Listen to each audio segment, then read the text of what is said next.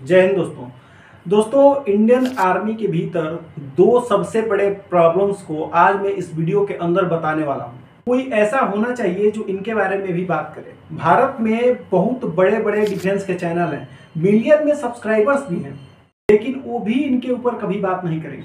Problem बताने के बाद आप खुद मुझे कमेंट बॉक्स में लिखना कि क्या सही में ये प्रॉब्लम इंडियन आर्मी के बीच में है या नहीं। जो सबसे बड़ा प्रॉब्लम है इंडियन आर्मी इस समय, वो मुझे लगता है वो अग्निवीर योजना है। Recently defence minister Rajnath Singh साहब ने अग्निवीर योजना को लेकर के सबसे बड़ा बयान दिया है। उन्होंने कहा कि अग्निवीर योजना के भीतर अगर कोई ड्रॉबैक या फिर कोई भी सुधार करने की आवश्यकता हुई तो गवर्नमेंट इस पर अमल जरूर करेगी। अग्निवीर एक बहुत ही बड़ा फ्लॉप डिसीजन है इंडियन गवर्नमेंट के द्वारा। आप खुद बताओ, 4 साल के लिए कोई फौज ज्वाइन करेगा सर? फौज के अंदर इस देश के लिए मर मिटने का जज्बा और जुनून है।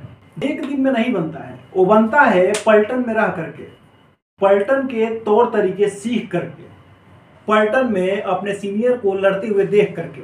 अग्निवीर योजना के थ्रू अगर कोई सोल्जर ज्वाइन करता है तो 6 महीने तक उसकी ट्रेनिंग में निकल जाती है। 1 से 1.5 साल उसे पलटन के तौर तरीके सीखने में लग जाएंगे और तीसरे साल वो एक्सपीरियंस लेने वाला होता है और चौथे साल उसे बाहर जाने की तैयारी करेगा। आपको मैं ग्राउंड रियलिटी बताता हूँ। जितने भी इंडियन आर्मी ज्वाइन करना चाहते हैं वो कोई बहुत बड़े पैसे वाले घर के लड़के नहीं होते हैं, वो मिडिल क्लास के घर के ही लड़के होते हैं या लोअर मिडिल क्लास के घर के लड़के होते हैं। अब आज के डेट में जहाँ बेरोजगारी अब अपने एकदम चरम सीमा पर है, उसमें एग्जाम क्रैक करना, कंपटीशन इतना हाई लेवल का हो गया है कि उस स्थिति में एक लड़का अग्निवीर के लिए तैयारी करेगा, एग्जाम देगा, फिजिकल देगा, मेडिकल देगा, उसका रनिंग होगा।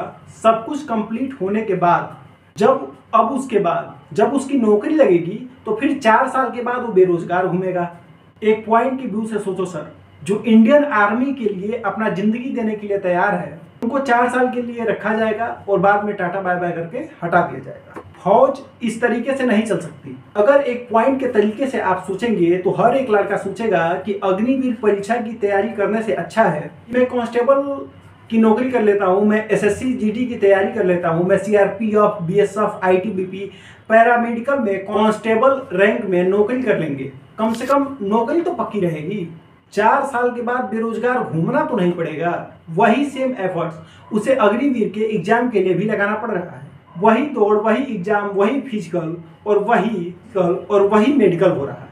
उससे भी सेक्रीफाइस करना पड़ रहा है। लेकिन इस तरीके को मिल रही है पक्की नौकरी एसएससी जीडी में, पुलिस में। दूसरी तरफ आपको मिल रही है 4 साल के बाद बेरोजगारी। मुझे आप बताओ कि आप मिडिल क्लास बैकग्राउंड से बिलोंग करते हो और आपके ऊपर फैमिली का प्रेशर है तो आप कौन सा फील्ड चूज करना चाहोगे? और मैं आपको एक ग्राउंड लेवल की रियलिटी बता देता हूँ। फौज सिर्फ ऑफिसरों से नहीं चलता। किसी भी ऑफिसर से आप पूछ लीजिएगा, फौज की रीढ़ की हड्डी होती है जवान।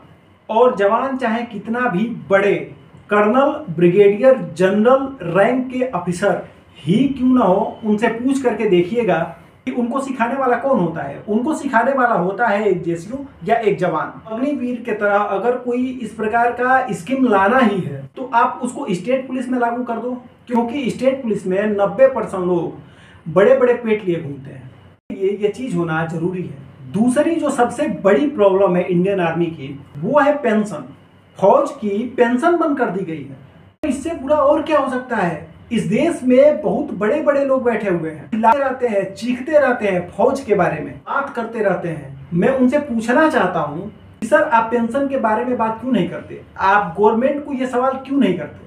सर मैं आपको बताना चाहता हूं, ये जो नेता लोग हैं गलत तरीके से पेंशन ले रहे हैं। चाहे नेता एक दिन के लिए भी एमएलए या एमपी बन गया तो उसको लाइफ टाइम गवर्नमेंट की तरफ से पेंशन मिलता रहेगा, लाइफ टाइम उसको फैसिलिटीज मिलती रहेगी। ये सच्चाई है दोस्तों। और जो देश के लिए मर मिटने को है, 45 से 50 डिग्री तापमान में बॉर्डर की सुरक्षा कर रहा है, तो उनको जब पेंशन देने की बात आती है तो सरकार ये कहती है कि हमारे पास पैसा तो है ही नहीं। मैं पूछना चाहता हूं सरकार से, नीरव मोदी 28,000 करोड़ रुपए का घोटाला कर दिया, पैसा किसका था? वो पैसा पब्लिक का था और उसका हिसाब सरकार से कौन मांगेगा और कब मांगेगा? पब्लिक का इतना सारा पैसा लूट के खत्म कर दिया गया, बर्बाद हो गया। खड़ा कर देगा कि हमारे पास तो पैसा है ही नहीं। और फौज में तो लाइफ रिस्क होता है। सोल्जर और उसका परिवार पूरा सफर करेगा। अगर सोल्जर को कुछ हो जाता है तो फिर उनके पास उनकी पेंशन को भी छीन लिया जाता है। एक सोल्जर अपना लाइफ टाइम अपने देश को दे सकता है, तो क्या यह देश एक सोल्जर को एक पेंशन की सुविधा तक नहीं दे सकती? तो सर, ये हालात है देश की, और यहाँ पर नेता लोग चीख चीख कर चिल्ला चिल्ला कर कह रहे हैं कि हम 3 बड़े अर्थव्यवस्था हो गए, हम 4 बड़े अर्थव्यवस्था हो गए। अरे क्या फायदा इतने बड़े अर्थव्यवस्था की, जहाँ फौज को देने के लिए सरकार के पास पैसा तक नहीं है। ये सच्चाई है सर, ये ग्राउंड रिपोर्ट कर रहा हूँ, आवाज उठा रहा हूँ। आपसे मैं पूछना चाहता हूँ, या आप डिफेंस को अगर जो फॉलो करते हैं, इस वीडियो को यहाँ तक देखा है, तो आपको क्या लगता है, आपकी राय क्या है? क्या इस देश में सही हो रहा है फौज के साथ या गलत? नीचे कमेंट बॉक्स में जरूर बताइएगा, और इस वीडियो को ज्यादा से ज्यादा शेयर कीजिएगा, और इस चैनल को सब्सक्राइब भी कर लीजिएगा।